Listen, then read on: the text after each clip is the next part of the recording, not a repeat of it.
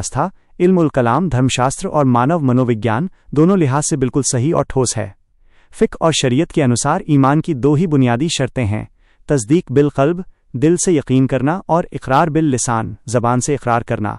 चूँकि दिल पर किसी बाहरी ताकत, ज़बरदस्ती या तलवार का पहरा नहीं बिठाया जा सकता, इसलिए ज़बरदस्ती कलमा पढ़वाने से कोई व्यक्ति मुनाफिक, कपटपूर्ण तो बन सकता है, लेकिन सच्चा मोमिन नहीं बन सकता। कुरान की स्पष्ट आयत ला इकराहा फिद्दीन, धर्म में कोई ज़बरदस्ती नहीं, भी इसी सिद्धांत का आधार प्रदान करती है। अब सवाल ये पैदा होता है कि अगर ये बात इतनी ही स्पष्ट और तार्किक है, तो फिर दुनिया में ये विमर्श नैरेटिव क्यों मशहूर हुआ कि इस्लाम तलवार के जोर पर फैला? इसकी तह तक पहुंचने के लिए हमें इतिहास, राजनीति और धर्म के फ़र्क को समझना होगा।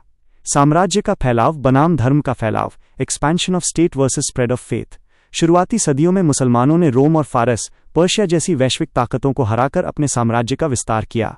ये विजय यकीनन सैन्य ताकत से हुई, लेकिन पुराने और विशेष रूप से प्राच्यविदों, ओरिएंटलिस्ट्स, इतिहासकारों ने अक्सर मुस्लिम साम्राज्य के राजनीतिक फैलाव को इस्लाम के धार्मिक फैलाव के साथ मिला दिया।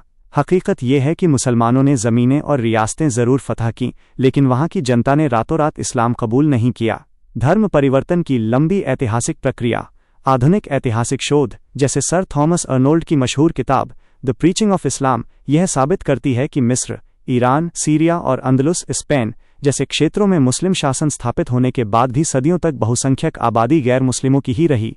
अगर तलवार गर्दन पर रखकर कलमा पढ़वाया जा रहा होता तो पूरी आबादी कुछ ही सालों में मुसलमान हो जाती।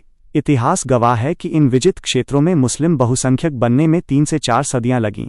इसका मतलब है कि लोगों ने अपनी मर्जी, सोच विचार और समय के साथ धर्म स्वीकार किया। तस्दीक बिल क़ल्ब के वास्तविक प्रेरक, जब तलवार का डर नहीं था, तो फिर इन क्षेत्रों में लोगों के दिल कैसे बदले? इतिहास इसके कुछ स्पष्ट प्रेरक बताता है।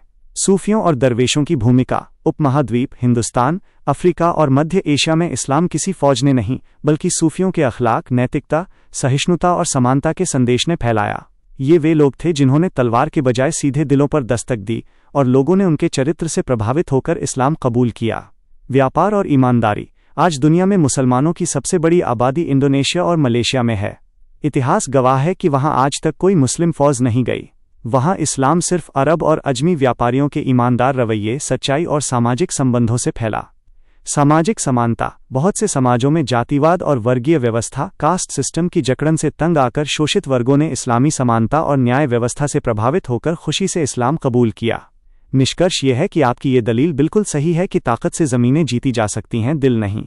पश्चिमी और आधुनिक इतिहासकारों का एक बहुत बड़ा और समझदार वर्ग अब इस बात को स्वीकार करता है कि इस्लाम के प्रसार को सिर्फ तलवार से जोड़ना